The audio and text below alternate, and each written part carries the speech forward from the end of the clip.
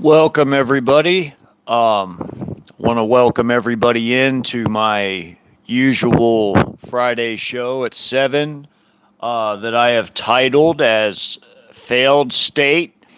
And the reason I have titled it as such is because we are going into a point in time where the collective West is going to be um essentially a collection, a gaggle of failed states.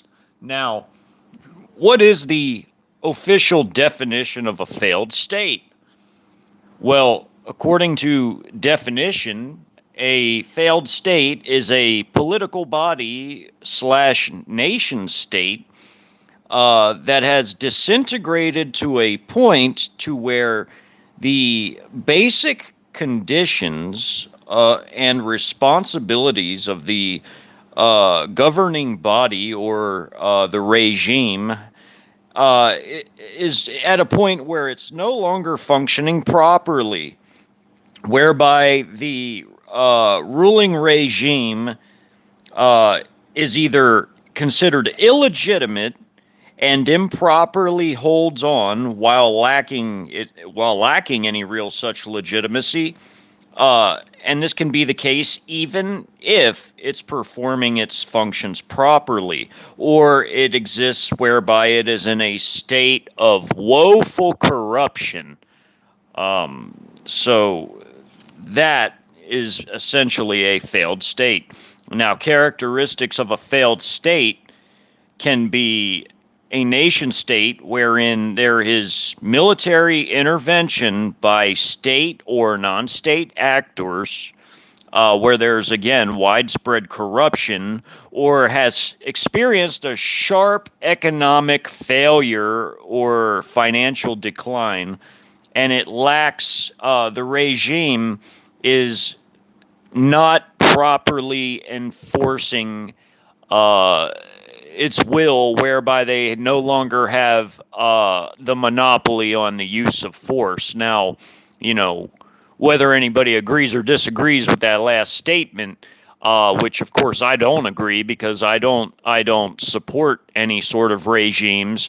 I'm simply reading the characteristics and definition of what a failed state is. Now, whether, like I was saying, whether anybody agrees or disagrees with that, I think we can largely agree that many of those definitions definitely fit the collective West at this time, because we see a lot of different things occurring in these nations. Like, another characteristic is that there are refugees, a sharp decrease in adequate living standards, and the regime lacks the ability to provide available and adequate public services. Wow. Okay. So, in the sense that, the West is a failed state, I think we can all agree that it meets nearly or all of the above conditions. Now, in terms of military intervention by state or non state actors, can the purchasing of CCP properties within the United States and other Western nations, can that be considered a military intervention?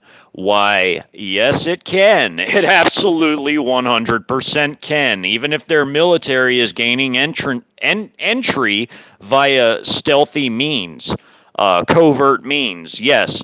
Non state actors would be things like cartels, gangs, other elements that have some sort of ability to enforce their will. Well, what do we see in border areas? We see these narco militants slowly but surely entering and gaining control over border areas, thus enforcing their will. What else do we have? Oh, we have another intervention. Again, people have made a big ado about these Chi-Com police stations in 21 different countries. Well, that is also a form of intervention if you really want to get technical, because if they're enforcing Chi-Com laws on foreign soil, you are then experiencing a foreign intervention, because you no longer, as the nation state host, have the full monopoly on enforcing your will or your laws or whatever, because now you have a foreign entity coming in and enforcing their laws as well. So that those above are all signs of a failed state. Now, oh, hi, Jennifer. Welcome. Good to see you. Always good to see you. Welcome, Gina. Yes, so other aspects that I have read is a disintegration of basic conditions within the nation state or political body. Well, we also have woeful corruption existing in Western nations. Now, you know me, and I've said this for a long time. I've said this the whole time I've been on YouTube, that the left-right paradigm is a false paradigm. So naturally, you understand that where I'm going with this is that, look, while I don't agree with any sort of regime because they're all corrupt, I think we can agree, though, that this constitutes a failed state because they're a basket case. Not just this regime, but all the regimes of the West. They're all basket case regimes that just can't get their shit together, proverbially speaking. So they have disintegrated and deteriorated into a state of woeful corruption where there's double standards everywhere you look, where they enforce double standards. Now, again, I don't believe in the left-right paradigm, but what do you see now? You see them allowing these left-wing entities to go out and burn down cities, while you also see them putting people that protest into jails because, in their rationale, they're doing it because it's the opposite political party, even though in the end, they're just victimizing people. It's all about victimization. It's not about whether you're a Democrat or a Republican. It's all about victimizing people.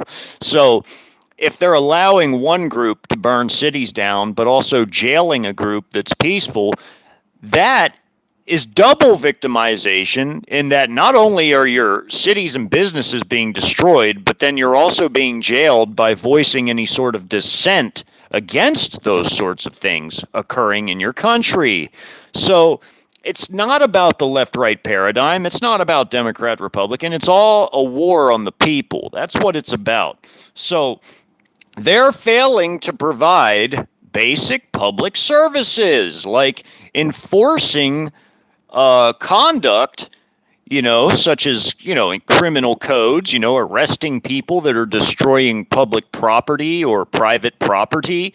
They're allowing it to happen so that at the end of the day, it's the people being victimized and not actually, where there's actually some sort of a standard whereby reasonable laws are enforced, where people can live in a civilized society. This is not any longer a civilized society. Now, the other thing I mentioned was as a definition of a failed state is a sharp decrease in living standards, inadequate living standards. Now, what else do we see in this country? We see crushing poverty. The United States and the Western world as a whole is in the grips of crushing poverty to go along with all the corruption that's in the regimes, as I've just illustrated examples of. You see crushing poverty. And, when I went out looking for facts and figures on the poverty rate, listen to this. I got everything from 300,000 to 500,000, and also other sources citing that it is 500,000 to 1 million, and yet more sources are citing that it's as high as 2 million. Now, regardless of the case of what the homeless rate is, now this is the homeless rate. Okay, regardless of what the actual homeless rate is, those numbers are only the people that have been counted, regardless of what the actual number is. They cannot physically go out and count every single last solitary homeless person. So if it is as high as 1 or 2 million, like some sources have it, then, that is alluding to the fact that there is drastically even more out there than what has been counted thus far. Meaning that, okay, so they have, gotten to a point to where they've taken like tallies or surveys in the homeless shelters or homeless programs that, do outreach, or however they've acquired these numbers. So they've taken tallies, they figure out that, okay, well, we have this many people using our program, so, we're just going to cite this as our official homeless rate. But then they're missing a whole bunch of other people. So I think it's safe to say, because most homeless people do not use homeless programs. Most homeless people go out there and rough it on their own, So I think it's safe to say that the real homeless rate is a lot higher than 1 to 2 million. I would even say at the rate of current deterioration of our cities, big and medium and small cities even, I would say that the homeless rate is in the multiple millions. I could say that it, comfortably sits in the multiple millions category, okay? So in addition to that, we also have the fact that half of the United States is on some form of either public assistance or, full-on welfare. Some people only use, like, the food stamps, whereas some people are, like, full-blown welfare, where everything they get is from public assistance. Some people are either partially or fully on welfare. So that puts half of the United States on the taxpayer dole. So, and that's not even counting, I don't count pensioners. I do not count pensioners in the welfare/public assistance category, because pensioners worked for their retirements, okay? That's a whole nother category, but if you added pensioners to that, you would put it up well in excess of half the population. I'm talking about your people that are on like Social Security that, they've retired, they put money into that their entire lives. They earned it. That's their, they've worked for it. Same with people that maybe work for the federal government or state governments that retire. They get their pensions, which are obviously tax funded because they worked in a public job. People like me, I served in the armed forces. That was a federal job. I was a federal employee. So, I get federal retirement monies. So, that's that. If you put everything combined, you have well in excess of over half, the population that is either on some sort of welfare or they're pensioners where they've retired from working. So you really have under half the population who's paying taxes, hence the sharp tax increase. Now, the roughly half that could be working, they can't work because our nation's they've been deindustrialized via these globalist regime policies, these Western globalists who made these policies that benefited nations like China, the most currently the most industrialized, wealthiest, biggest economy on the face of the earth. Back in the 90s, there was a sharp deindustrialization, after there was an economic boom in the 80s, during those, what they call the Reagan years, that was an economic boom for the West. But, right thereafter, about the end of the Cold War, there were still decent economic times, but it's seen sharp levels of deindustrialization over the course of the 90s, to where the early 2000s rolled in. We still had a small amount of industry, but the deindustrialization continued. It continued unabated. And then we get to the 2000 teens, and our level of industry is basically like it's like nil compared to what it once was. It's like next to nothing. It's markedly, smaller than it ever was back in the 80s. And, that also translates into the military sphere, which is my area of expertise. That's my area of study. That is my area of focus. But that definitely affects my area of study, because industry and finances translates into military production and capabilities. Now, because we're so deindustrialized now, our economy has shrunk drastically, and even by the early 2000s into the 2000 teens, we had the small business being the backbone of the American economy. Small business was the backbone of the U.S. economy. Aside from all the usury and debt and credit and everything that fueled the economy and allowed it to, be the top economy on earth, we largely lived in an artificial system. But a lot of that credit is what people relied on to grow small businesses. Well, then what did we see in 2020? We saw a humongous drop in small business because what happened in 2020? Well, everybody had to close down their businesses because of a total sham, a total fraud. We had a total fraud. People had to close their businesses behind that. And when I had reported this back in 2020, by the Fed's own numbers, the Federal Reserve's own numbers, they admittedly stated that we lost 1/3 of our GDP back in 2020. 1/3 of GDP was gone in 2020. 1/3. So our economy shrank by a whole third because you know why? Because of all the small businesses that went out of business.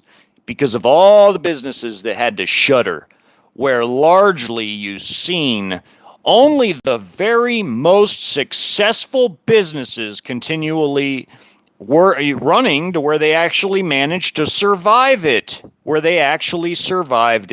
But largely what you've seen coming out of that was you've seen corporations getting richer because they had what? They had no more competition. They lost a lot of competition that they might have had from the small business sector. So now, not only did our economy shrink by a third, and I would say that by 2022, it's well in excess of a third now. Now corporations started to gain a monopoly. They started to gain a monopoly on everything. And this became even more of a corporatist fascist republic, like I call it, a fascist republic, because it's a republic as in a representative system, only because if you have the money where you can pay to play, that's the only way you'll get representation. Like if you have lobbyists or people that will conduct backroom dealings with the regime, that's the only way you can make it. That's the only way you get representation. Anybody else? Nah, you get nothing. You get bare bones. So this is a fascist republic. It's corporatist because you have big corporation and you have big regime, big government. You have it in bed together. That is fascism by definition. Then you have the republic aspect added to it because only those who pay to play get representation in this system. It is a failed system at the helm of what is a failed state. Now, another aspect of a failed state is not only the sharp economic decline like we've seen, and also you have the sharp decrease in living standards like we've seen, which also has to do with even though there's jobs available, the fact that there's been a food, fuel, and economic and financial decrease all at the same time. And I'm tired of hearing the R word. If I hear that R word one more time, I'm going to lose my mind. We're in a depression. We've been in a depression. And the only reason why anything even has a semblance of normalcy is all because of these generous social programs. But where do people think that comes from? It comes from tax money. It comes from people that work.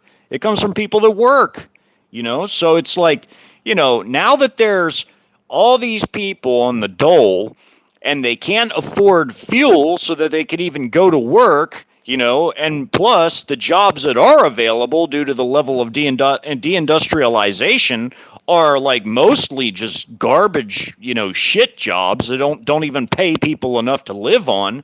Now you have that sharp decrease in living standards, okay?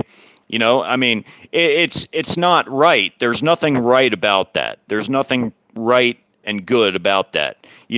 This country never should have gotten to this point, but because where I was going with all this was because you have this corruption where we have this fascist republic, where we have this basket case rogue regime. They ran it. They ran everything into the ground.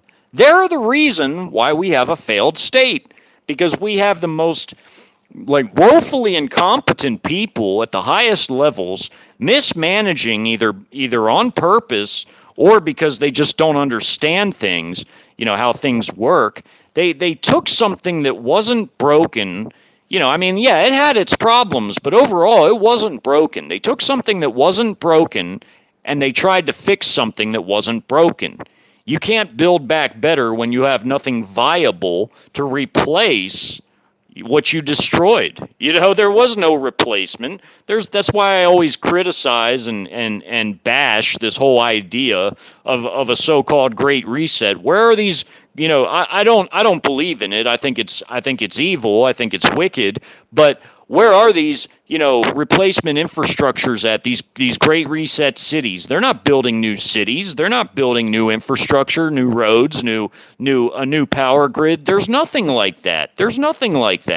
They've run it all into the ground and they've ripped everything apart. And all they've managed to do, they have nothing to show for it. All they've managed to do was take something that largely wasn't broken and destroy it. There's nothing to replace it with. They have turned this place into a failed state. Again, this is a failed state because there's nothing viable with which to replace the systems that they ran into the ground, that they destroyed. All they've done was weaken us and make it so bad to where any determined invader can come in and take us over. And China has already gotten the foothold they need to be able to do that with the purchase of their CCP regime properties that they've purchased throughout this land. They are the biggest single landowner throughout the United States. And according to their civil-military fusion policy, that means that anything with a civilian use can be converted for military use. And that includes properties, land, port facilities, airports, apartment blocks, houses, private homes, houses. They can turn those into barracks for their troops. They can turn apartments into barracks for their troops. They can turn self-storage places into where they keep their equipment. They can turn, a cargo yard into a place where they store Club K missiles or whatever else. They can store their vehicles there. They can turn a parking garage into a place where they hide their tanks. They can put them all under tarps or, hide them, box them in some kind of way, until the day comes for the invasion. They can hide their vehicles in barns. They can dig their own underground storage areas for their vehicles on the properties they own. It's not hard. It's not hard for them to do any of that.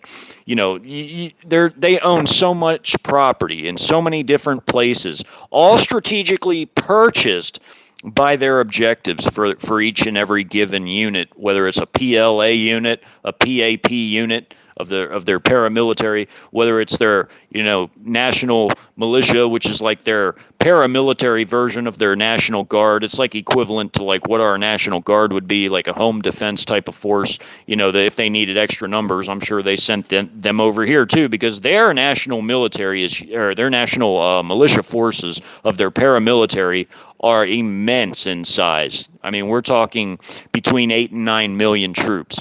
And that's just that one paramilitary agency by itself. So, there's Russian military and other foreign militaries that are also based on CCP properties for the time of the invasion.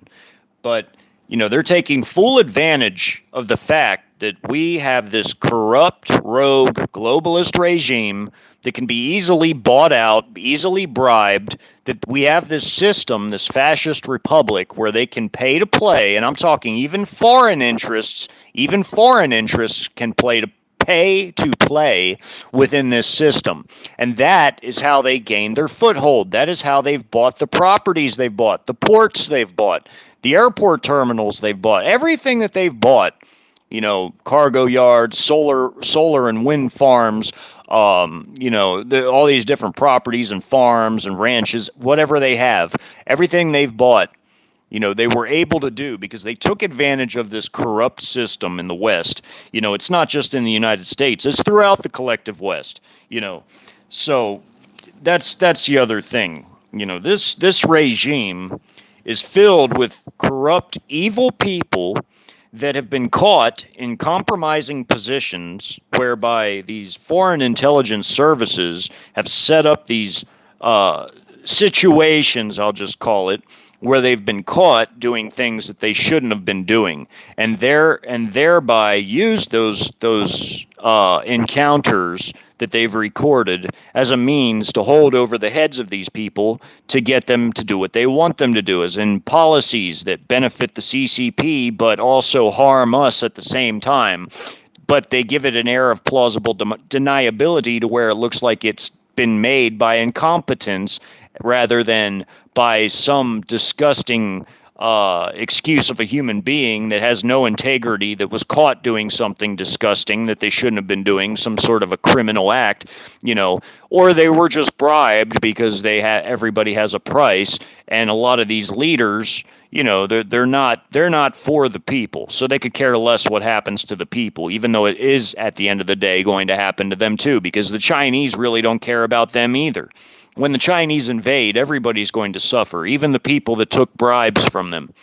So that's besides the point. Now, all these conditions ultimately make a failed state a failed state. Like usually when people hear the words failed state, they think of Libya, they think of Afghan, they think of Somalia, they think of, Niger, or all these different places throughout, South Asia and the Middle East and Africa. They think of Syria during the Syrian civil conflict. And that's another thing that basically, reveals a failed state, is a state that is in the midst of an internal conflict. Well, we have all the conditions that exist for the exact type of internal conflict as what had occurred in Syria. One where there's different factions involved, because even in a nation that's as small as Syria and as lightly populated compared to us as Syria, for them to have had so many different factions fighting one another, it just makes it all the more apparent that in a much, much vastly bigger nation, with vastly more people, a drastically larger population, that there's going to be all kinds of people that hold to all sorts of different ideologies and beliefs. And in a time of desperation, when these different leadership corps emerge with their own plans, their own agendas, their own quote unquote ways to fix things, these people that are in the midst of crushing poverty, of crushing desperation, of having their pride totally just, ripped down under, because Americans are largely a prideful people, let's be honest, when they see the national pride, hurt as bad as it is, most people are going to gravitate towards different factions that are all going to promise to fix things, because that's what people do in times of desperation. Like I said in my last live show, the one that has the map of the Donbass as the thumbnail, that is there's no truer statement that could ever be made than that statement. Everybody in desperate times does desperate things, including clinging onto those who promise them a better future. That's always the way things go, without a doubt, without a shadow of a doubt. Another part of a failed state too that I'll add to this quick is that, you have situations where the regimes of failed states cannot or will not uphold their responsibilities to properly spend tax monies to fix certain things that have to do with infrastructure. Well, after this hurricane that just occurred, you got a large chunk of Florida there that's totally been ripped up, annihilated. And, you really see a lack of a really, adequate response, if any at all, to try and go in there and conduct any sort of, widespread repairs of much of anything. I mean, you really don't see that unless it's being done by like private interests. You don't see a lot of regime interests involved in that area. And another thing along similar lines is in Jackson, Mississippi, their water situation. Now they've actually said that they are thinking about relocating. They're going to evacuate the whole city and relocate it. Forced relocations or even non-forced mass relocations, just mass relocations in general, also constitutes another facet of a failed state. Refugees, as I mentioned earlier, refugees and forced or non-forced mass relocations of the population. Those are also hallmarks of a failed state. And there, I just cited you two different examples, recent examples, that have to do with something along those lines. Because if they're talking about, relocating the population of Jackson to another area whereby, Jackson, due to its water issue, will be uninhabited in future times, that is a mass relocation of the population, be it at potential gunpoint or not. That's still indicative of a failed state because they're not going to go in there and they're not actually going to fix it. Instead, they're going to send all this money overseas to Ukraine. It's beyond absurd at this point. They're running this whole nation into the ground, and it's plainly evident that we live in a failed state.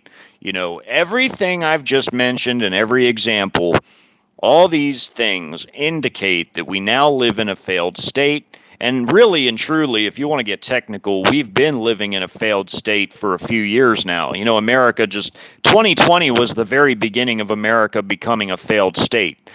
So, I mean, as far as all of these different factors coalescing is concerned, yeah, 2020 was the birth of everything coalescing to create the failed state. Now the regime being corrupt, the regime has always been woefully corrupt. Let's be real about that. But when it comes to all of these other factors coalescing together with that, oh yeah, we are beyond a doubt a failed state at this point. And really, all of the West collectively is a failed state at this point because we've seen every other regime of Western nations go, essentially the same route. Europe is going to be a backwater pretty soon. Let's talk about them for a second. France, once again, if the yellow jackets, as I call them, if they weren't an issue for the French back in 2020, they're about to have even bigger issues now because now with these oil refinery strikes going on in France, things are about to get even more interesting than even those protests were from the yellow jackets back in 2020. They're going to bring about a new movement, but this time it's going to involve massive labor protests because it's going to start with the refinery staff and it's going to spread to other industries in France because the French, now Europeans are not quite as, they're not quite as like stubborn as Americans are about their rights. The Europeans in general really aren't, but they're starting to realize that the people that rule over them do not have their best interests at heart. And they've really started, you saw a flicker of it. You saw a little flicker of it back in 2020 with the yellow jackets, and now it's growing to where it's going to involve massive labor protests as things get worse. The situation in Europe is really deteriorating and order is breaking down. Now, Europe is another place where you see massive refugees. It's not just in America with all these border crossings and all these people that they're bringing in. You see a massive refugee crisis in Europe that's been going on now for a very, very long time. I mean, a very long time, and it's only gotten worse and worse. Really in the 20 teens until now, it really got exponentially worse than it's ever been, And they're running Europe into the ground in the same sorts of ways that the regime here, this rogue globalist regime in the United States, is running our country into the ground. The same way as the Canadians. The Europeans are doing a very, very similar sort of burn on their societies. They're breaking everything down. They're bringing in all these immigrants. They're destroying their own economies at a rate that's even actually faster than what we've destroyed ours, and continually destroy ours. They're letting in all these people who don't share their values. They don't care about them. They just want to come in for all the freebies, and the Europeans have to spend all their tax monies to fund these people to come in. That are essentially largely criminals, or they're foreign, sorts of terrorists, or they're foreign troops, because you could have Chinese coming in there to, rejoin their units on the CCP properties that are also in Europe. You have all these different foreign enemies that are infiltrating Europe as well. Europe is basically toast. Europe is done. The people of Europe, the societies of Europe are going to break down very soon. This winter is going to be a very, very real test of Europe and its ability to, manage a crisis, because I don't see them really making it through it. And even if they do somehow get through the winter, they're not going to make it through the long term. They won't ever make it through the long term, because even if this winter causes them to see the light and try to go begging Russia for help, please, we're sorry, we'll return the properties we stole from you, like the refineries in Germany that belonged to Russia that got stolen by the Germans, or the pipeline that they sabotaged. Even if they went back to Russia and begged for forgiveness and begged to have everything restored and gave the Russians their refineries and other property back they stole, like the same with the financial assets they stole, because a lot of Russian financial overseas assets were stolen in the Western banks. Even if they went back and returned those things, I think that the damage is done at this point. The Russians, see the West exactly for what it is. I think I think those are irreconcilable differences. I don't see things moving forward between the West and Russia, or the West and China, in a way that, there's ever going to be any sort of, potential for, opening things back up in the sense of trade, in the sense of cordial, diplomatic relations. I don't see that ever happening again, because that's setting the seeds already for the Third World War, where the East is going to defeat the West, because the East has wanted to defeat the West anyway, but the West has been the ones to really push things along in such a way where they're giving the Russians, they're giving the Chinese, they're giving the smaller allies of Russia and China the casus belli, or the cause of war, that they need to justify their future invasion over the West.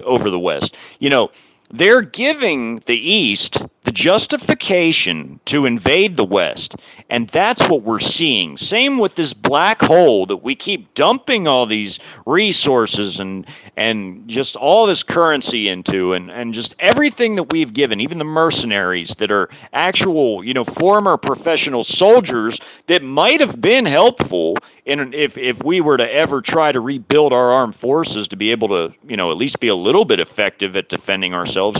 No, this black hole, for all those things, is another cause for them to invade us at a future time. So the fact that we have sent all these things over there just shows them that we can't be trusted, that we are their enemy for sure. Not only have they always wanted to invade us, but now they have a legitimate reason to invade us, and that was definitely a part of it. It's not the only reason for it, but it's definitely a contributing factor to it, a big one, if you really think about it. But in the guise of a failed state, I just listed multiple reasons that fit the full definition of what a failed state even is and why. So despite the psyops that you see in the media that talk about how great we are and that we're this and we're that. No, we're really not. We're really living off of our past reputation. We really, really are. We are no longer the biggest economy in the world. China has that mantle now. China is the biggest economy on earth. In real terms, not in nominal terms. Nominal terms, we try to, puff ourselves up to be, but our whole economy is built on funny money. It's a fraud. Our economy is largely a fraud at this point.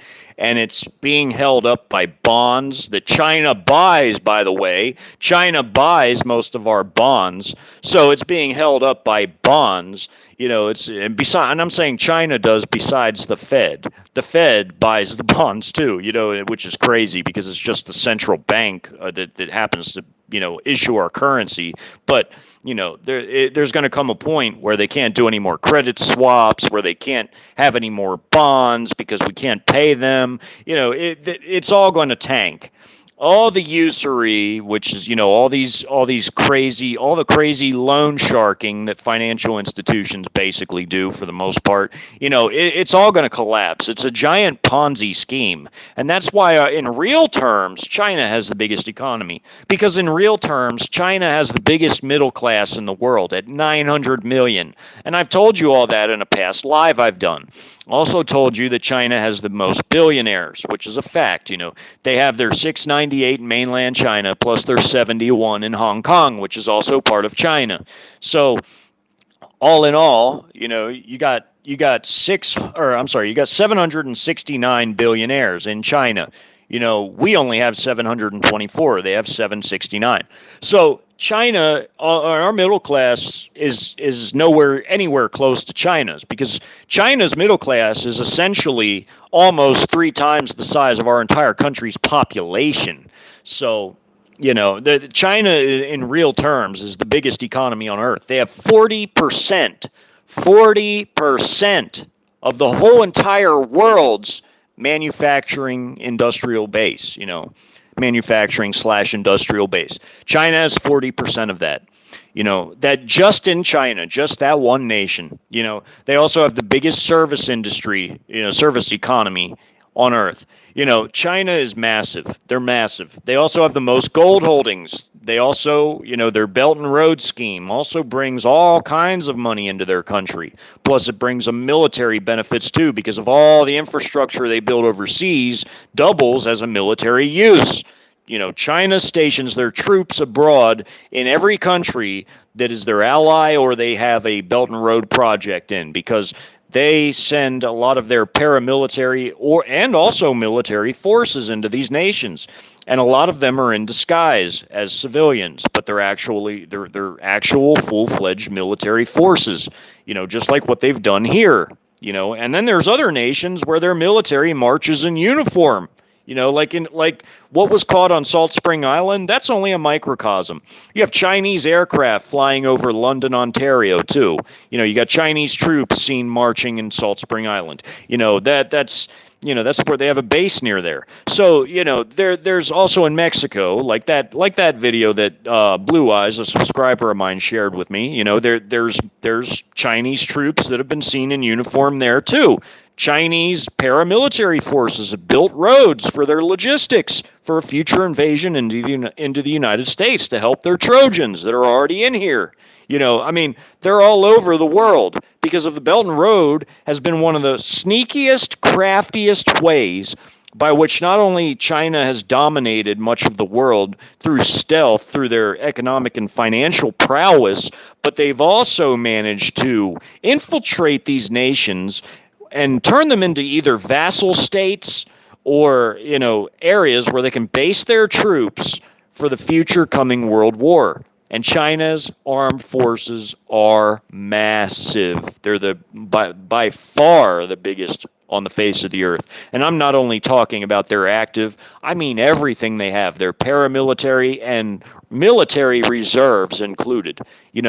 It's not just their active military, because they're going to call up everybody when they, conduct their world war.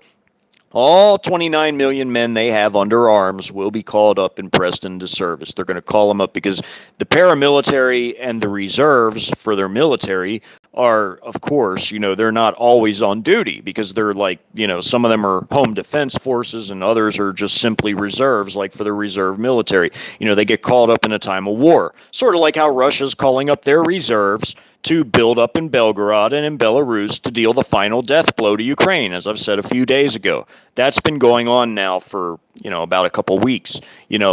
Here pretty soon, you are going to see them deal Ukraine the final death blow because they've already, for going on 6 months, they've ground the Ukrainian armed forces down in the eastern part of Ukraine. And now that Ukraine is so laser focused on that area, they haven't really been defending the northern parts of their country. And their country is going to get overrun from the north, from Belarus and also from Belgorod. From Belgorod, they can strike out either into the north of Ukraine or into the south, into the Donbass, because of where Belgorod sits on a map, and I'm talking about in Russia. So, okay, so these psyops paint us as something that we are not.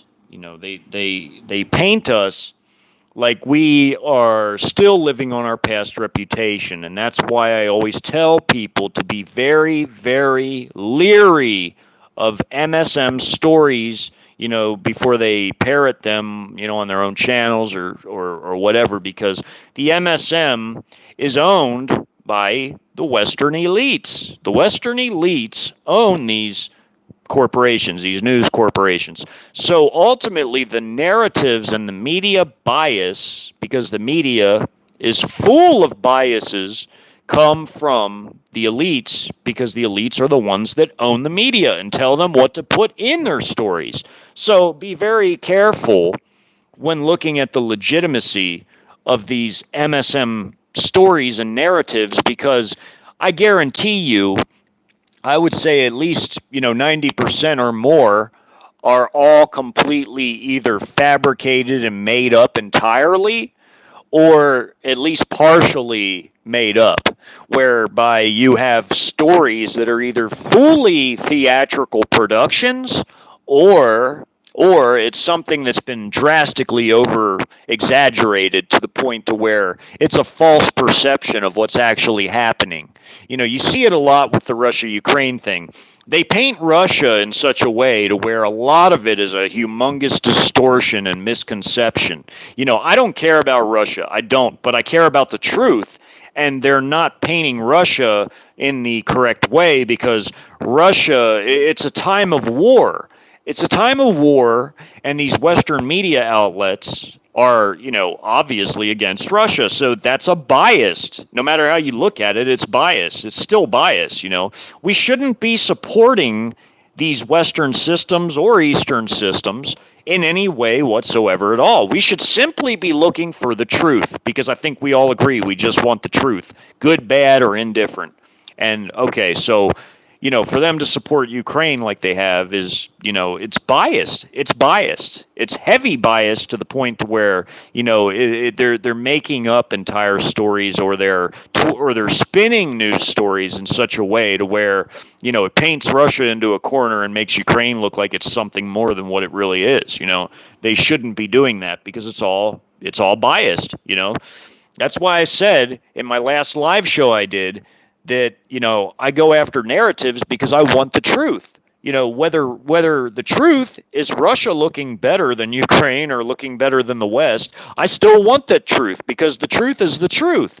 And the reason I warn about Russia and China is because the truth is that those two are going to be the nations that ultimately destroy us. That means they're our biggest threats to our existence. If you underestimate the biggest threat to your existence, then you're not just a fool, but you're a damn fool. You're not just a fool, but you're a damn fool.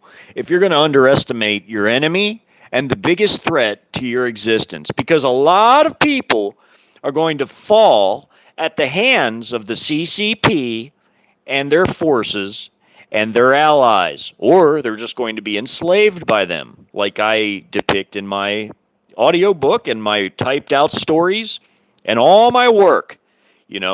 If you underestimate your enemies, you're the biggest damn fool in the world. An enemy that can destroy you, an enemy whose military capacity is vastly larger than your own, an enemy whose military technology has surpassed yours in multiple areas, in all the areas that really count. If you want to get down to it, you want to get down to the meat and potatoes of it, they've surpassed us. And I'm going to go more into this in a little bit, but I want to continue talking about narratives. These narratives are very dangerous because they, while they're trying to paint Russia looking weak, which they're not, because they only did a limited incursion with very small forces committed and very small resources committed so far, until they do their final blow with all the reserves they've just mobilized and are building up right now. These narratives are dangerous because they're actually not only are they trying to paint Russia as being something that they're not, which is militarily weak or whatever else. They're painting us into a corner because they're giving people a false sense of reality and a false sense of security. They're also, in a way, they're giving light to total hysteria-based stories about nukes. It's total hysteria because every other month it's the same narrative with the nuclear annihilation. Oh, they're gonna launch nukes. They're gonna do this. It's worse than even the Cold War in the sense that, see, back in the Cold War they had people thinking that they were gonna get annihilated by nukes at any point in the day. Well, it's just as bad, if not worse, than that now. I mean, every other month you're hearing about this nuclear annihilation garbage, and it's garbage because Russia doesn't have to rely on nukes because they're not losing. They were never losing in Ukraine. They were never losing, and it's a conventional affair. They're going to finish it as a conventional affair because they have the ability to do so. They've had the ability since day one to do that. But they chose instead to do a limited incursion because their goals at the beginning was to go in soft because they didn't want to invade the entire country. What they wanted to do was they wanted to destroy Ukraine's ability to make war, and they basically annihilate its military, and they chose to do it through a limited incursion, and also to denazify it and to protect the people of Donbass. None of those goals require them occupying the whole country. None of those goals requires them to occupy the whole country. But because realistically, because Ukraine won't come to the peace table, they are going to have to bring it to a close. The only way they can bring it to a close militarily is to finish what they started and expand from a limited incursion to a full-scale invasion. That is the only way. Then reality, because the West will not allow the Ukrainians to go to the peace table. In reality, they're just going to have to take the whole country because Ukraine has not had enough. They've not had enough. They haven't had enough. They haven't said, okay, well, we've lost all these people. A lot of our country's been, hit by various missiles and munitions and artillery. We haven't had enough. We're going to keep fighting. You can't freeze a conflict and have a hostile enemy that's still sitting right next door to you. You cannot do that. So realistically, the Russians have to invade all of Ukraine, or at least go straight to Kiev and knock them out of the conflict, because they can't freeze the conflict to where their limited incursion just stops because they said it does. It doesn't work like that when you still have a hostile enemy next to you. You can't just say, okay, well, we're done with our limited incursion. We're just not going to fight anymore. We're done. We finished. We did what we wanted. We're just going to stop the conflict. It doesn't work like that.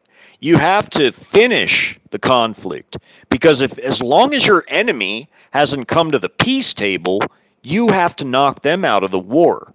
You can't just sit there and have like a forever conflict in the Donbass. It's not going to work like that. They have to bring it to a close at some point. Even though their limited incursion from a military standpoint, well, it was pretty brilliant in terms of weakening the Western militaries by getting them to send, all of these vehicles, all of these munitions, all of these, Mercs, which are probably some of the best trained, personnel that they would have had that could have rebuilt their woke, shattered, depleted militaries, but instead they sent them to either die or be captured in fighting Russia's limited incursion. So from a standpoint of attrition, that by inflicting and taking attrition, the Russians had actually conducted a pretty brilliant campaign. It was largely a missile and artillery conflict.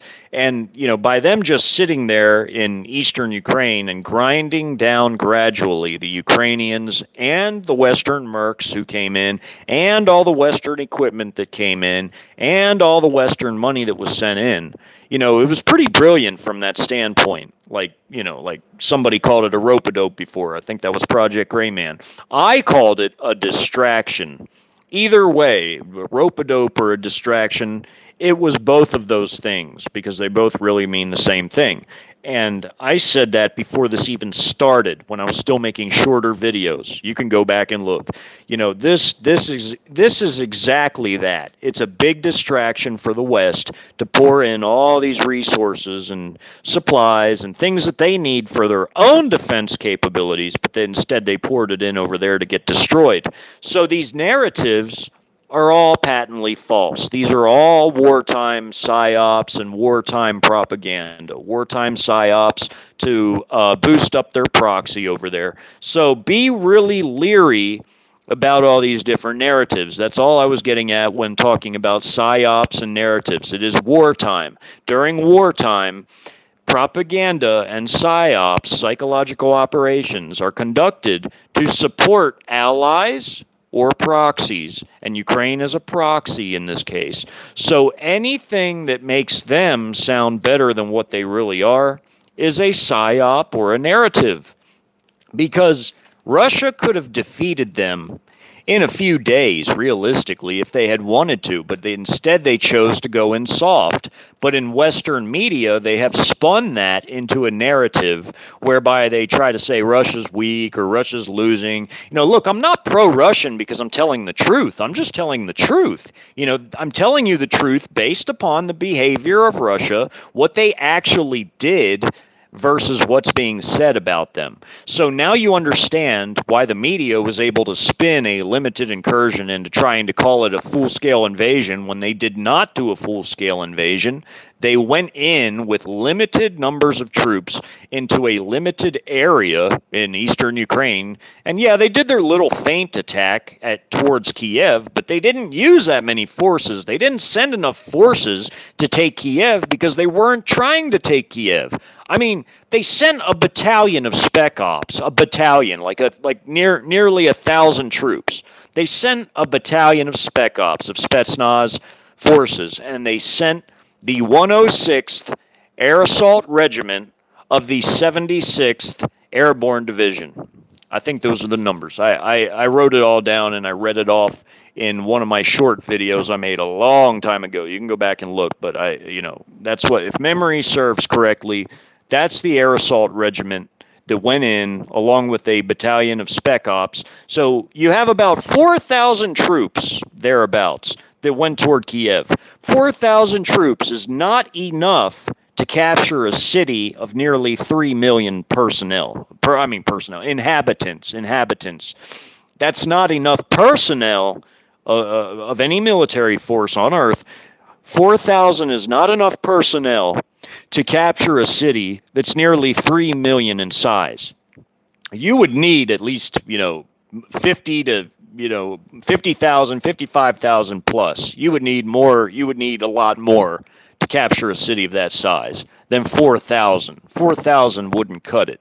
But what they did do is that they captured and held key nodes like a few airports and air bases outside of Kiev, making the Ukrainians think that Russia was going to use them to bring in more troops and supplies, but then they left. Then they pulled out. And then they went back east.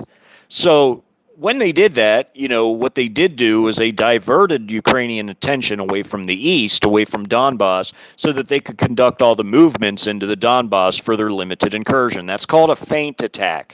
People who don't understand militaries or how they work or how doctrines or strategies work, they listen to what the media says, and the media doesn't know what the hell they're talking about. The media tried to make it sound like, oh, Russia went for Kiev, but the Ukrainians repelled it. Well, that's not really what happened, though. But you see now how that got spun into a narrative, because what they took was a feint attack, but then they turned it into, oh, Russia tried to capture Kiev and got repelled. What, with 4,000 troops? Are you crazy?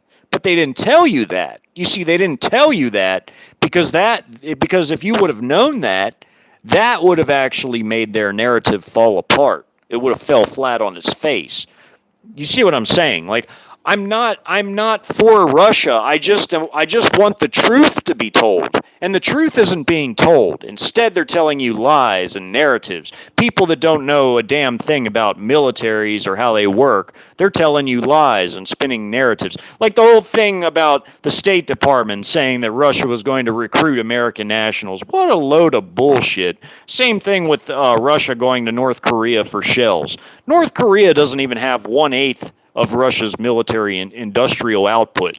So them going to North Korea for help is utterly insane. It's completely, totally insane. Same thing with Russia saying they're running out of shells when they're sitting on an entire stockpile of Soviet-era shells.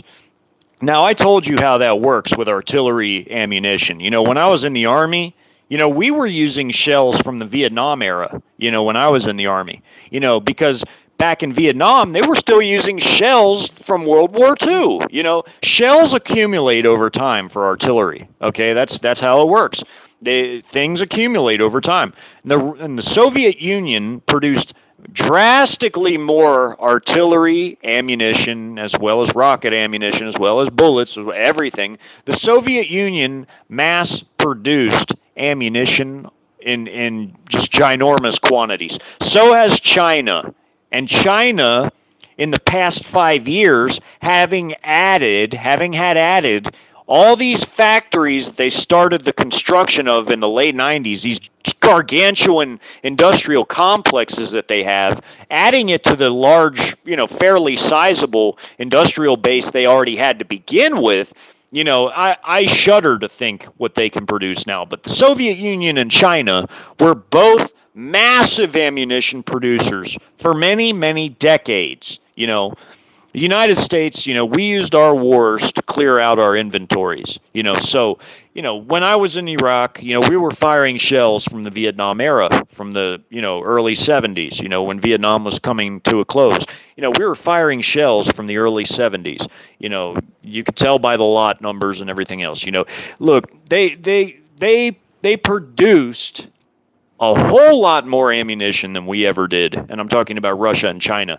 So even from the 90s, when the USSR collapsed, once the Russian Federation that came out of the Soviet Union, one of the successor states, one of the 15 different successor states of the USSR, when the Russian Federation came out of the Soviet Union, when they started their own production back up in Russia out of the Soviet era, a lot of their production was very basic at first, when they started producing things again. It was around 1994, 95, when all the turmoil of the Soviet Union collapsing in 1992, when all the turmoil of that, subsided largely, Russia started simple with new types of anti-tank missile designs like the Kornet and other types of things. They also started up their production of ammunition for rifles, machine guns, and, their artillery shells, artillery rockets, the tank shells,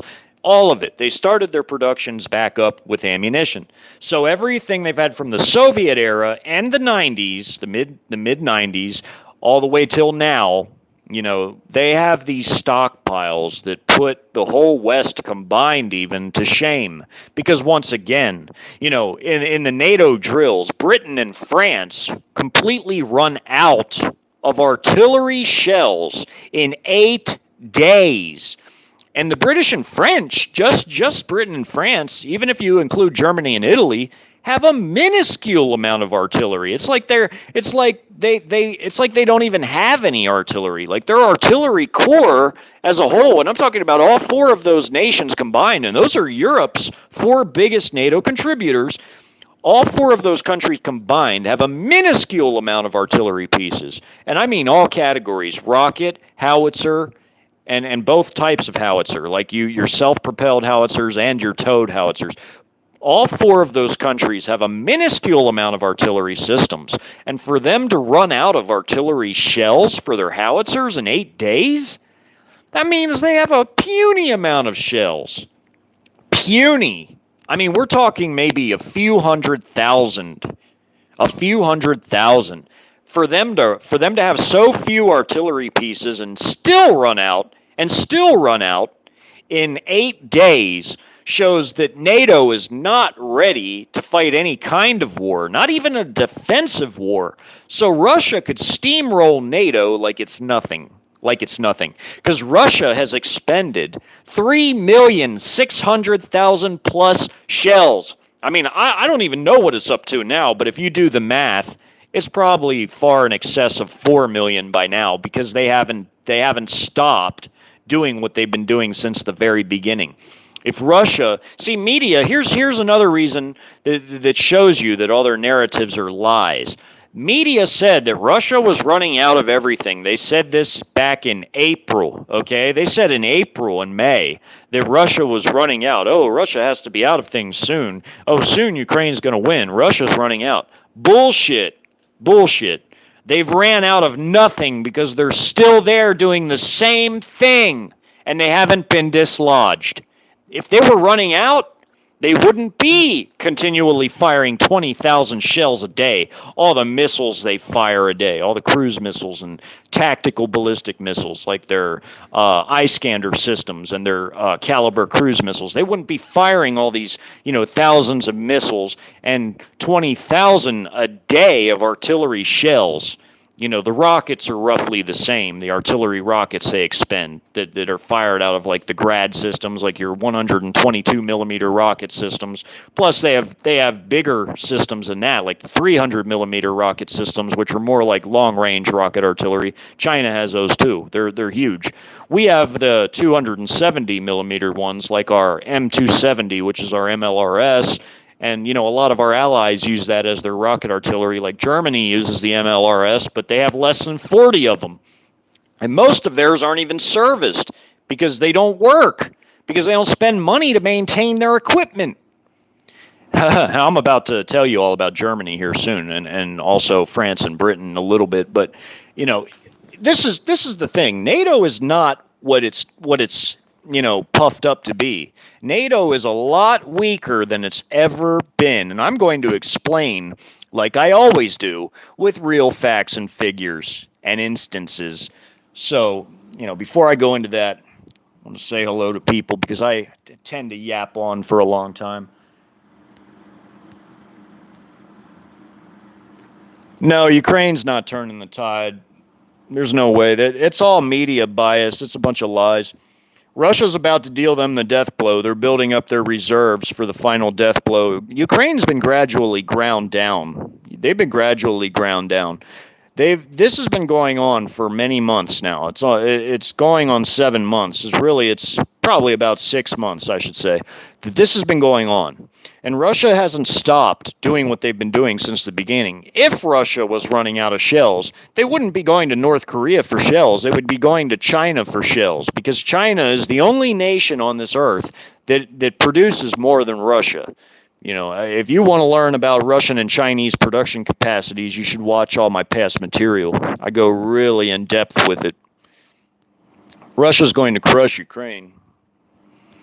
What's up, Shadow Tracks and Kathy and, of course, Jennifer and Miguel and Dirtman. And yeah, we are a failed state for sure, Dirtman. We are.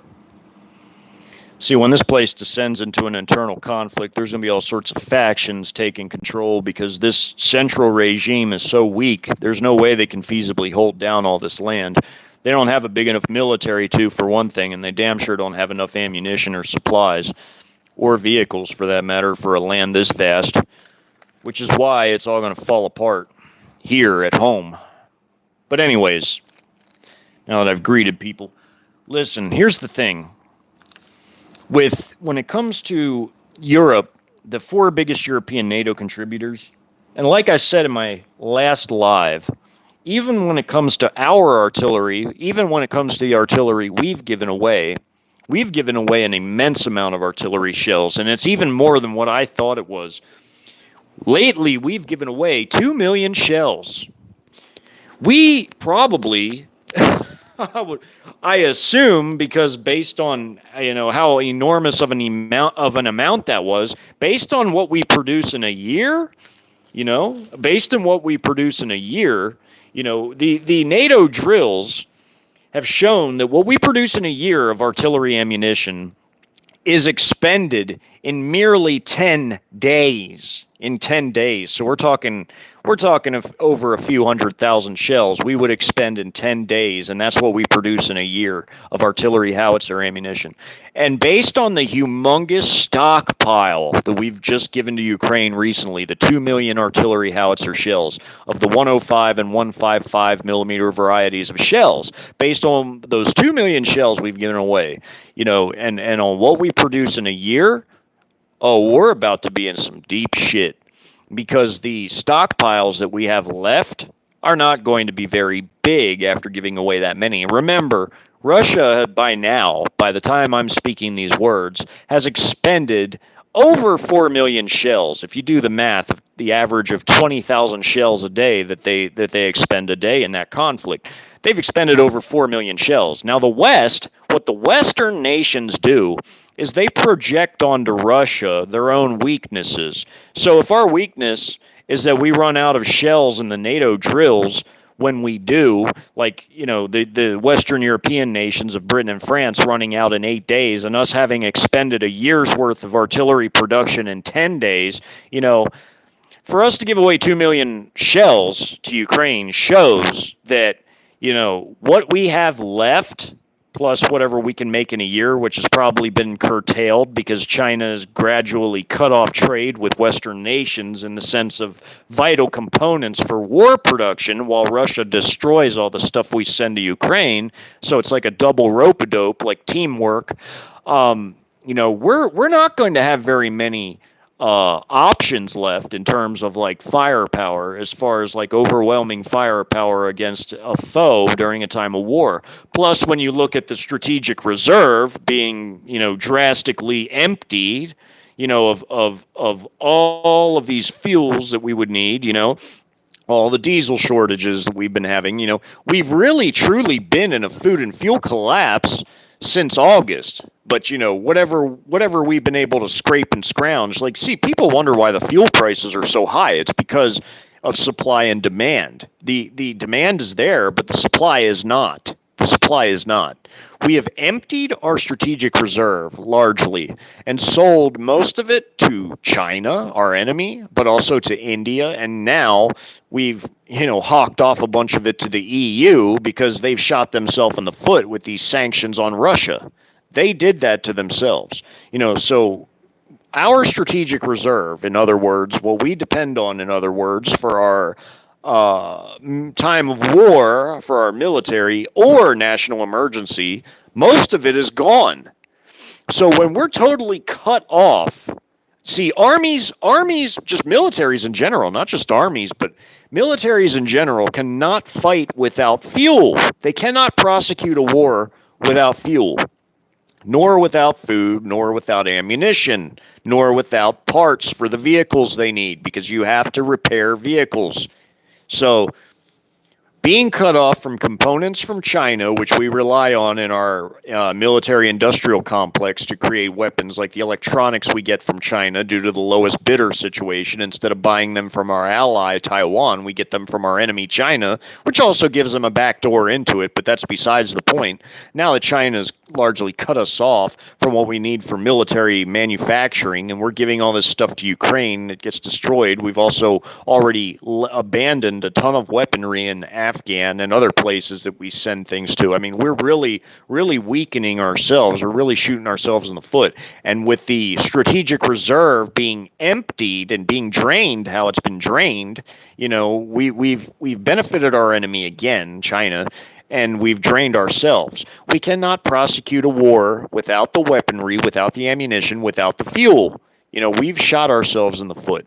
And plus, you add to the fact that our weapons making is not streamlined. It's not, the manufacturing processes aren't streamlined because the weaponry they produce isn't streamlined. It's overly complicated, and it's full of parts that need constantly replaced, or else you have to sideline your equipment or vehicles.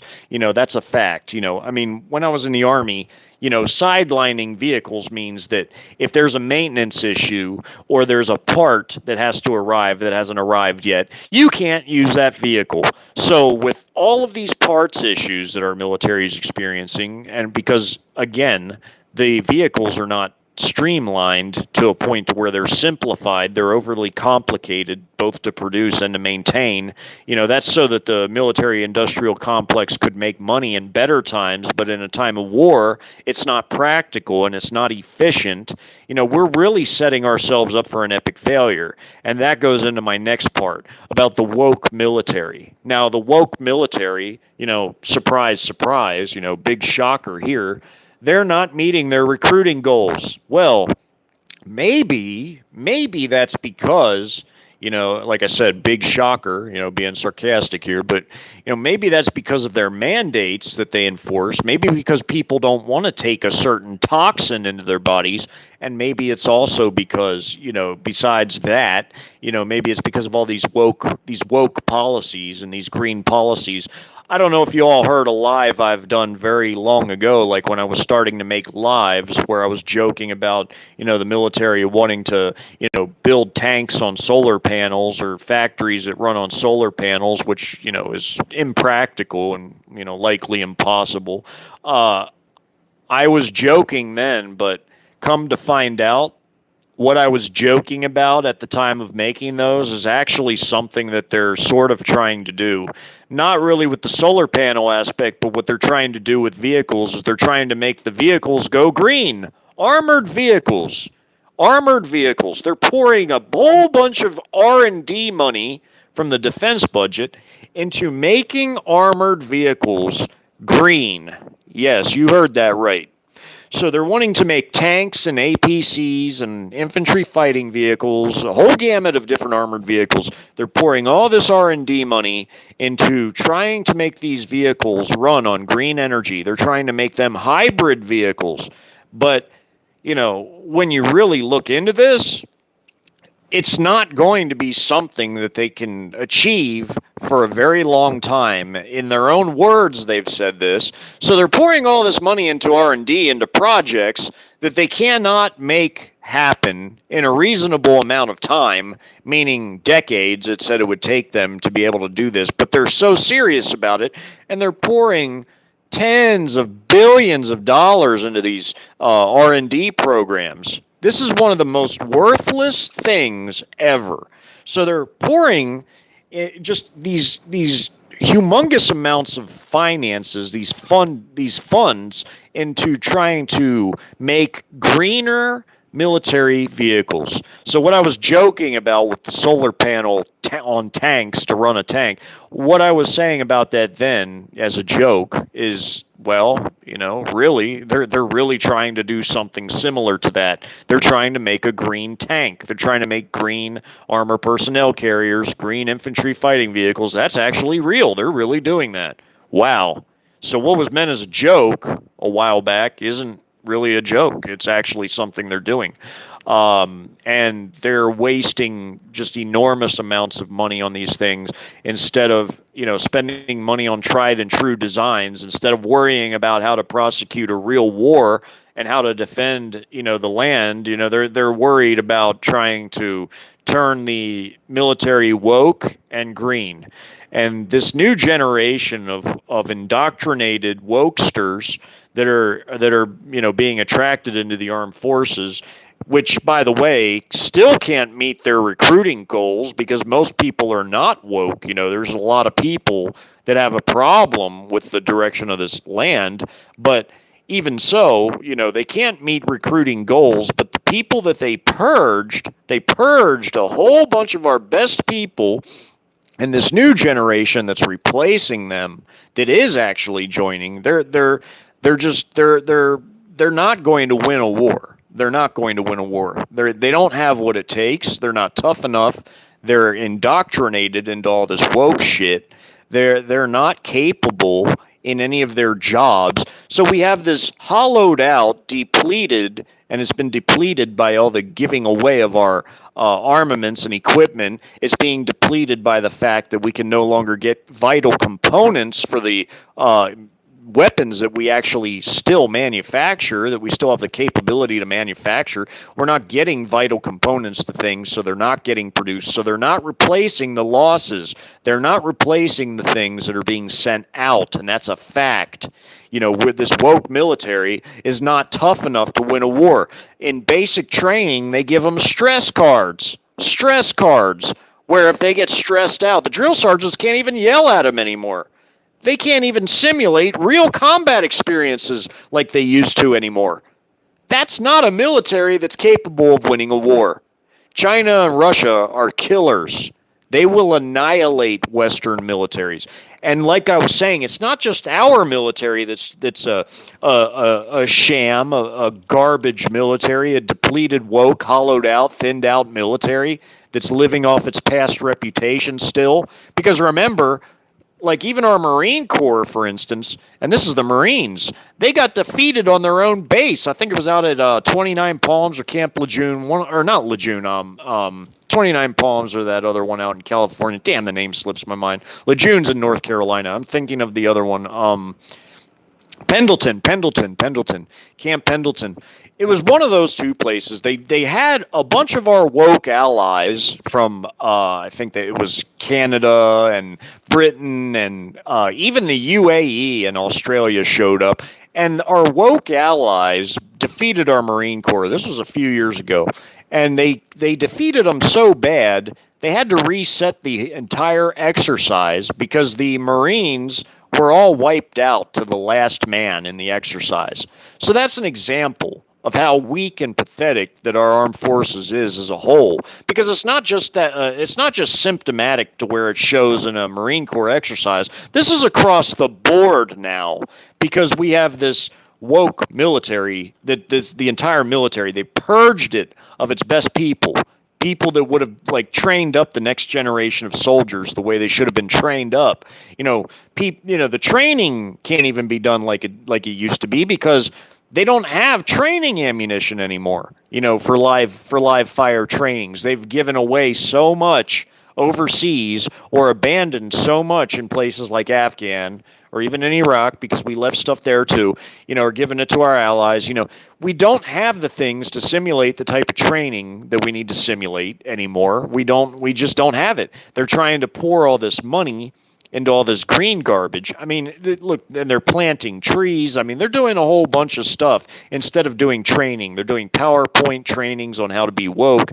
It's totally garbage. They're worried about being acceptant of everybody. They're worried about tolerance and equality and acceptance, instead of worrying about how to fight the next war against enemies that can annihilate this whole country, like China, the world superpower in real terms, the world hegemon in real terms, or like Russia, the second most powerful nation on earth.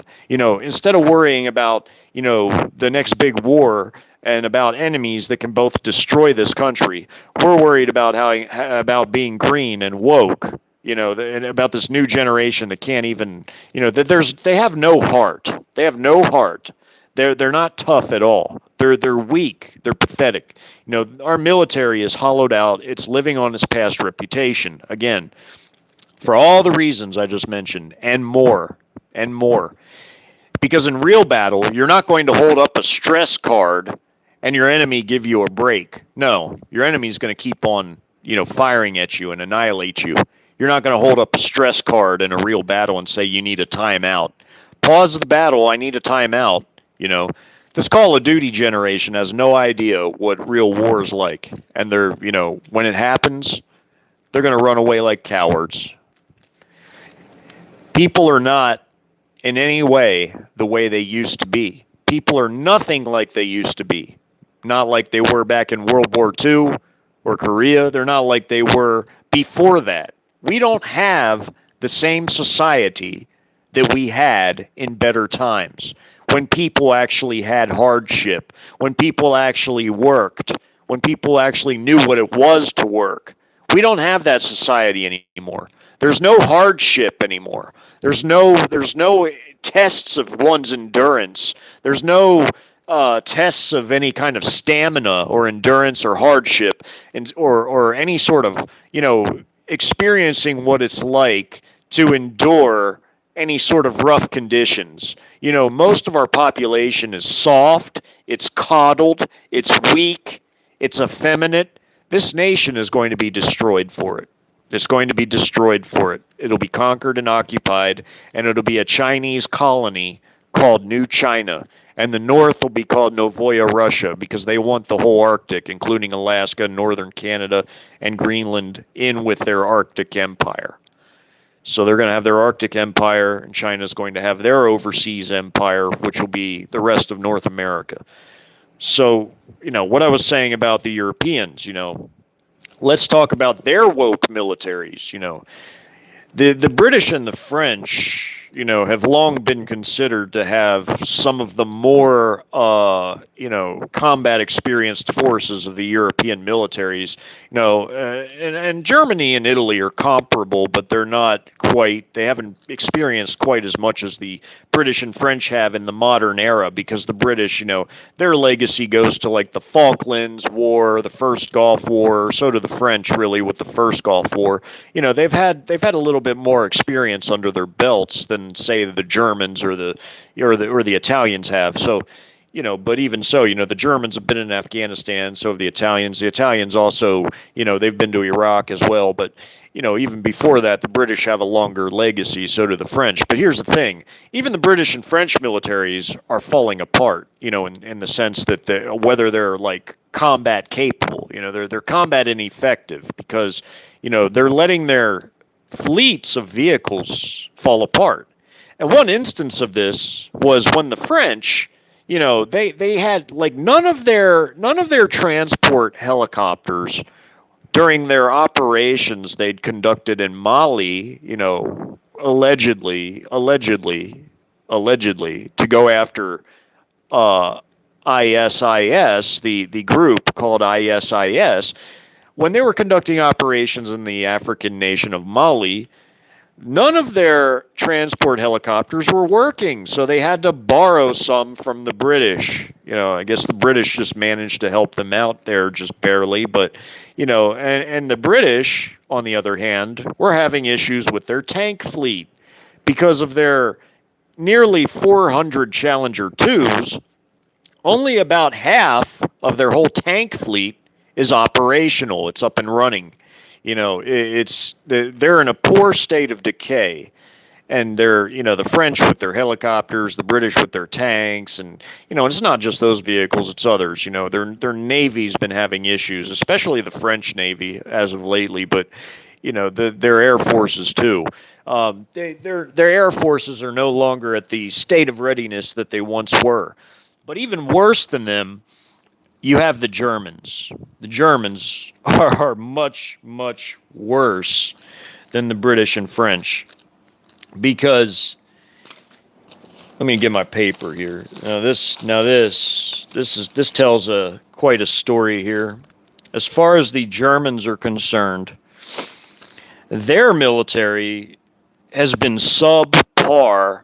Now, they went from having a world-class effective fighting force in the 90s at the fall of the Berlin Wall, at reunification, where the East and West German militaries amalgamated, where the West German military absorbed the old East German military. The amounts of equipment and ammunition, aircraft, helicopters, tanks, ships, you name it, the amount of everything that the Germans had in the 90s was drastically bigger, than it is now. Now they're only like barely 1/10 of what they were at reunification overall. So here's some problems that have been plaguing the Bundeswehr, which is the German armed forces. Only one submarine of their 6 submarines is currently operational because it's been fully maintained enough to where it can be deployed. Now, like I've said, the Germans have very good submarines. The submarine technology they have is incredible. It's one of the most quiet subs that's ever been made as far as diesel-electric subs. The German diesel-electric subs are incredibly quiet. They're incredibly effective. They're made with very good technology on board. They're very good subs. But the subs that the Germans have, only one of their 6 submarines that they currently have is actually maintained enough, because you still have to maintain your equipment. It's maintained enough to where it can be operational, where they can deploy it and use it, and that's just their subs. Now, they've been having issues with personnel in terms of their training and readiness standards, and their retention and recruitment, much like the United States, has been very, very subpar. They cannot meet recruitment and retention needs to keep their military's numbers at a standard, stable number.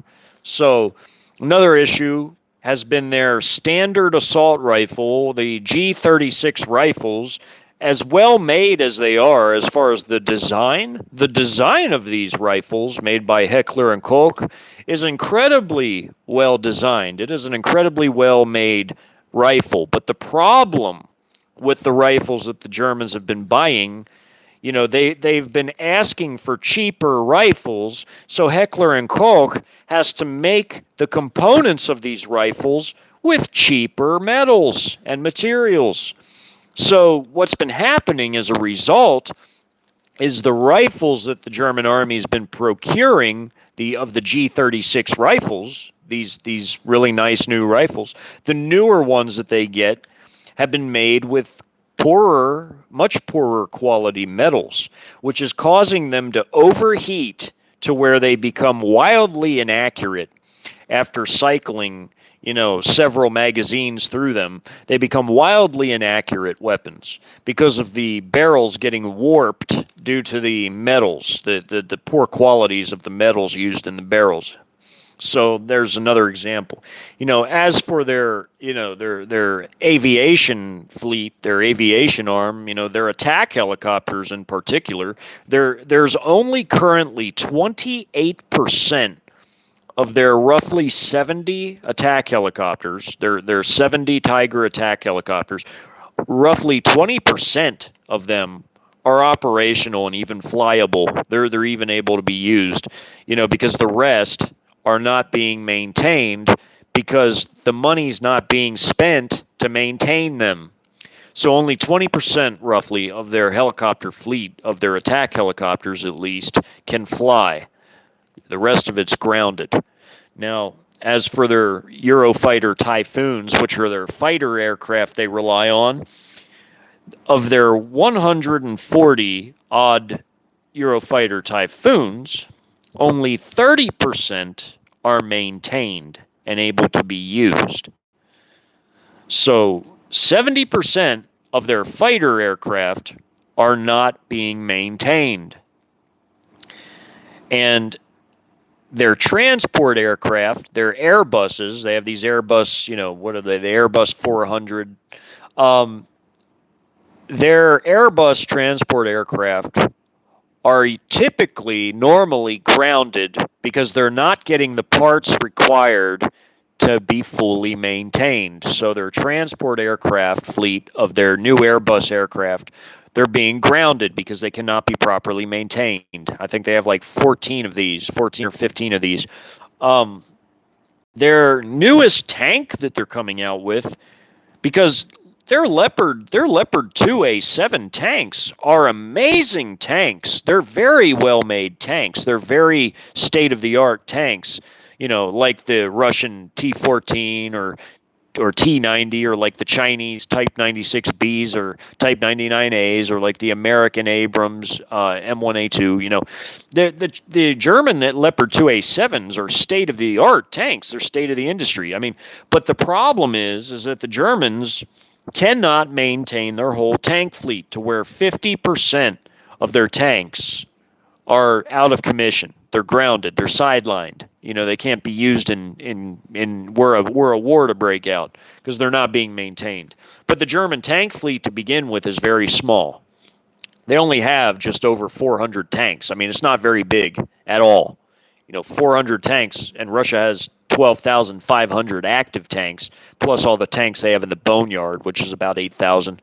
So the new Panther tank, it's a KF-51 Panther, not the old World War II Panther. They have a new Panther tank. It's called the KF-51 Panther project. This new tank is supposed to be their new replacement tank, but they're not going to be able to spend the money on it. So that means that if Krauss Maffei Industries, which is the heavy industries that build a lot of the German armored vehicles, like their tank fleet and their armored or their infantry fighting vehicles, armored personnel carriers and such, they do all the refurbs, and their factories construct these vehicles. They're not going to be able to start work on this new tank unless they decide to export the tank and other nations buy it first, before even the Germans buy their own tank that's indigenously produced. So those are some examples. Apart from the massive maintenance issues and personnel issues, this isn't just the Germans. Again, this is all over Europe. So this is what I mean when I say that the West is hollowed out, thinned out, woke, and depleted. These are all prime examples. Whereas the Chinese and the Russians are spending more money than ever on their militaries, and keeping their militaries at a higher state of readiness, a much higher state of readiness, because they want to take the West over. And you will see it. It will happen. The West will be defeated by China and Russia and their smaller allies too. So, where I'm going to wrap this up, is I'm going to finish up with talking about China and Russia before I get off here. China and Russia, if you've watched all my older material, are drastically larger than we are at this point. Hey, Blue Eyes, great to see you. Glad you came in. And Lady M, good to see you. In fact, I'm going to make you a moderator, Blue Eyes, because you're always here. You've always been here. Yeah, they're drastically bigger than we are. Drastically bigger. And they're going to crush us because not just because our militaries are hollow and woke and depleted, but also because their militaries are increasingly more beefed up than ever, especially in the case of China. China not only has the raw numbers, but they have the technology to go with it. They have the training to go with it. The Chinese military training that I've seen is very impressive, very impressive. I'm not even talking about, like third line units or anything like that. I'm talking about their cream of the crop, like first rate forces. I'm not talking about like the, third or second rate forces. Just the training of their active duty is very impressive. Very impressive. And also, same could be said for the Russians, like for their active duty military. Now, of course, Russia and China both have their own paramilitary and also second-rate forces, which are still pretty well trained, but they're like reserve type of forces that can be called up in a time of war. Like how we see Russia calling up 300,000 of their 2 million man reserves to build up in Belgorod and also in Belarus, their ally just to the west of them. Well, China's reserves are massive. At 5 million. They're massive. And that goes with the active duty Chinese military of 4 million. Now, over 2.5 million of that active duty figure is just the Chinese PLA ground forces, just their army. The reserves, being at 5 million, most of that is also army as well. And also then you have your paramilitary, which is a lot of ground forces. It's 20 million men under arms in the paramilitary, added to the 9 million that comprises their active and reserve military. Nobody comes anywhere near that big. And Russia, even though Russia has a decently sized armed forces overall, when you take their active duty numbers, which is 1.2 million, coupled with their reserve of about 2 million, and then their paramilitary of 300,000, although Russia's 3.5 million is pretty impressive, it's nowhere even close to what China has. And the numbers of technology and weapon systems that China has is just immense. It's immense. And their industries, now that they're in like all these added complexes that they've built over the years have come online about 5 years ago, their industrial output is enormous. Also the materials they make. They're the biggest steel producer in the world, the biggest titanium producer in the world, the biggest tungsten producer by far in the world, by far, by a humongous gap. Just like with their steel production, with the next biggest steel producer, there's a humongous gap, between China and the rest of the world in basically all categories that even matter. Plus their technology is on a whole nother level. Their lasers / directed energy weapon, their AI, their robotics, their fractional orbital bombardment system for their nukes, which, can circumnavigate the Earth and then fire a hypersonic glide vehicle to accurately hit its target, which nobody else really has a working copy of. I mean, Russia might have it too, but Russia hasn't tested it. China has tested theirs a few times. And then you have, China having, not just those areas of expertise, but also their electronic warfare capabilities are way up there, Russia too. And then they have regular hypersonic weapons being on about their 5th or 6th design by now, same with Russia. These nations have been preparing themselves to deal the West the fatal blow to finally be able to take it over and outdo it and crush it. And there are two different sets of elites. There are Eastern and Western elites. Now, a man by the name of Mark Herrera, a subscriber of mine, asked a question. Do I think that the certain medical procedure that was mandated to everybody, do I think that that's the mastermind of the Eastern elites or Western elites? Well, really, both sides of the world have had their own programs. You see, the ones conducted by the Western elites were predominantly genocidal in nature because they had extra added ingredients in them, extra toxins in them, extra illnesses in them, I'll just say, that the Eastern ones didn't have. Even the Russian ones are different than even the Chinese or the Western ones. They have a different one. Theirs is more akin to like a common, like, I can't say the word, a common thing for the, flu or the Chinese. They don't have all the toxins, but they also have the M to the R to the N to the A tech in theirs, similar to the West. But the West puts all this other stuff in it, which is, basically just a bunch of different toxins there to thin out the population. So, although there's two different sets of elites, they both have different goals when it comes to everything that they undertake.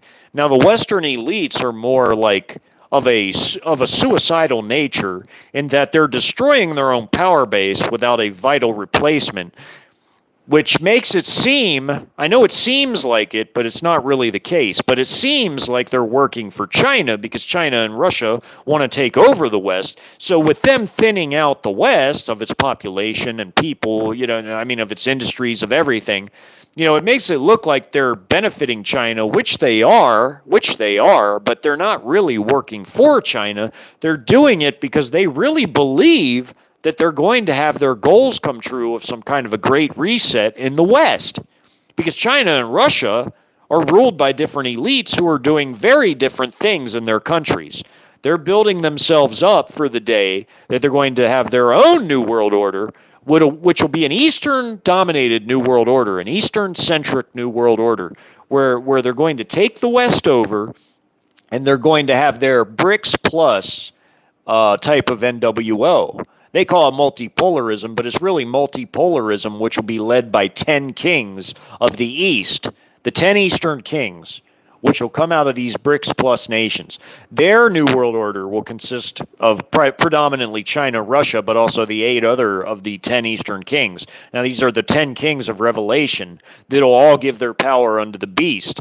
Now, remember, a lot of the world will accept the beast because the beast is going to destroy the West, because the West will have become so hated by this point, whether it's the WEF or the other, just clowns that run the Western elites, that run the Western world.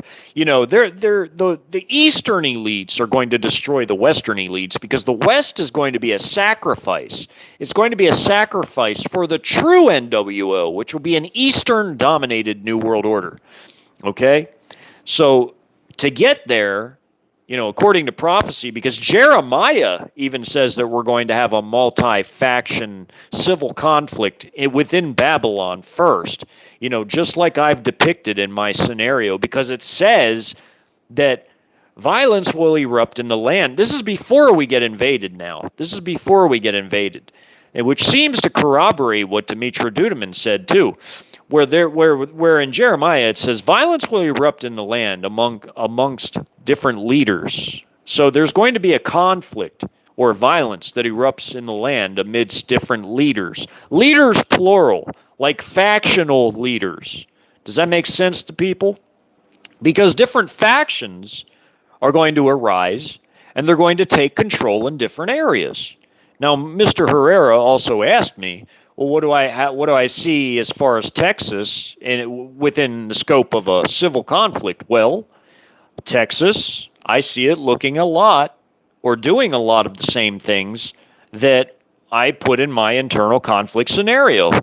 So if you want to see what I think about Texas, I mean, look no further than that, because that'll tell you everything.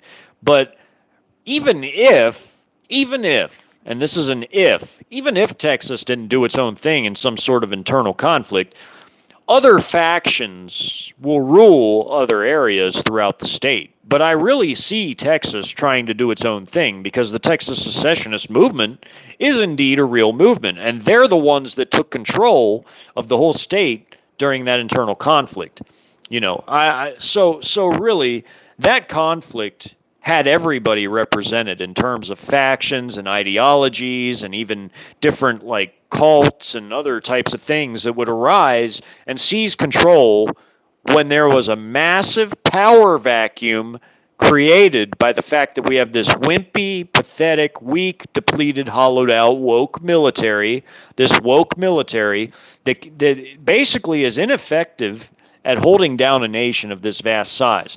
For one, they don't have the personnel to do it. They don't have the numbers. And I've shown that before many times with simple mathematics. They don't have the ammunition. They don't have the logistics. They don't have the fuel. Armies cannot move without fuel for their vehicles. And most armies deploy across massive swathes of territory by railroad, because you can load entire units, their vehicles, on flatbed cars. One locomotive can essentially pull, battalions worth of vehicles, or a brigade maybe. You could put a lot on a train, Also, you can move your units by truck, by flatbed truck. You can put tanks on flatbed trucks. You can put, artillery howitzers on flatbed trucks, APCs. You can do all of that, but that costs even more fuel, because you have to fuel up each truck. People don't think about the logistics of such a thing.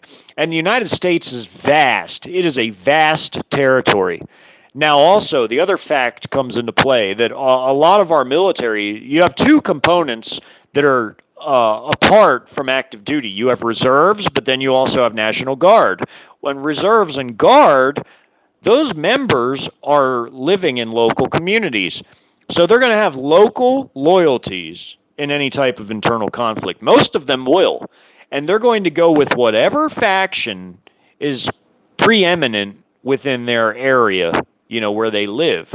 So I really do see that happening in such a way where you have the military fracturing to where you only have a small part of it staying loyal to the rogue regime, the rogue globalist loyalist regime, the rogue globalist regime, where the loyalists of it, would be like your active duty and your woke militias that they would have to raise up. And the woke militias are a real thing.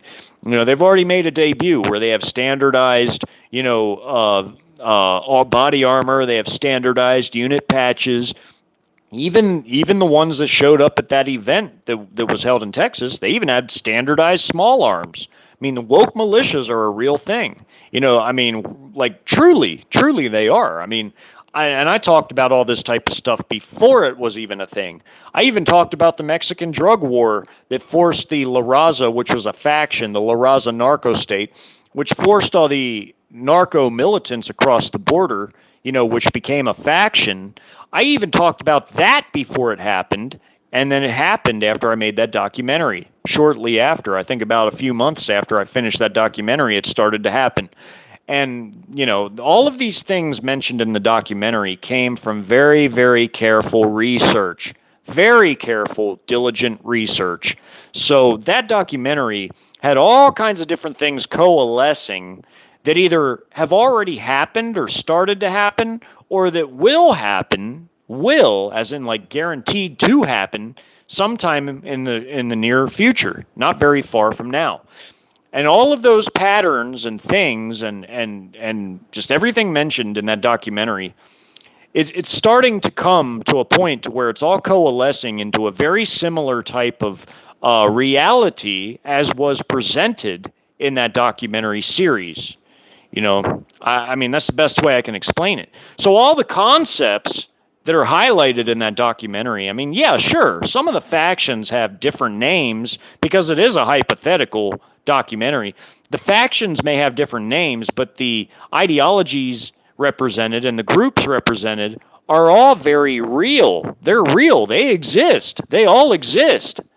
So for people to see that, you are watching the most realistic rendition of an internal conflict that you're ever going to see. And it will be a multi-faction, multi-way internal conflict like what happened in Syria, in the Syrian civil conflict, which I used as a model in my research as I found all these different groups out and their ideologies and combined them all into one thing. As I did that, I used Syria as my template, as my main template, but I also used aspects of other modern internal conflicts and sprinkled it all together to make that presentation. So that really is like the most realistic rendition of a second American civil conflict as anyone could possibly even see. Because I took everything that is, indigenous to this country and blended it with concepts from other internal conflicts into one thing, into one presentation. So all the research I did was pretty on point in terms of all of that, and I used it to create that entire scenario. So I hope that answers questions, and I'm going to say my farewells before I go. This was a really good show tonight. I'm glad everybody came. Hey, Mark. Oh, yeah, I was just talking about you. I was trying to answer your questions, man. I'm glad to see you, man. Welcome. I hope that helped you. I hope that answered. Hey, Ren, good to see you too. Good to see you again. I know I've seen a lot of you in here lately, and that's always nice. And Blue Eyes and P4 Plenty, always good to see you too, and Lady M too, and some of my regulars are here tonight. That's good. Oh, hey, Tommy. Glad you came in, man. Glad you came in. Always good to see you too, my friend. Who else? Shadow Tracks, you too? Oh, yeah, I'm going to make you a mod, Shadow Tracks, because, you're always here. You've been here a long time. Same with you, Kathy. I know you all are legit, so I can count on you.